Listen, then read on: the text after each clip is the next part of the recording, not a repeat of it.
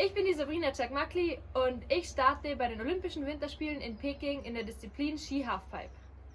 Es freut mich total, dass ich Teil des Team Maschinensucher sein darf. Maschinensucher ist die Nummer 1 für Gebrauchtmaschinen.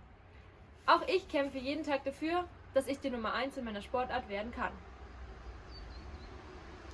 Bei den Olympischen Spielen ist es mein großes Ziel, meine absolute Bestleistung zu erreichen. Dafür müsst ihr mir die Daumen ab dem 17. Februar drücken. Maschinensucher.de finde ich total super, da ihr bis von Kaffee-Vollautomaten bis hin zu LKWs, Bagger und Stapler alles finden könnt. Also klickt rein und wir sehen uns in Peking. Ciao!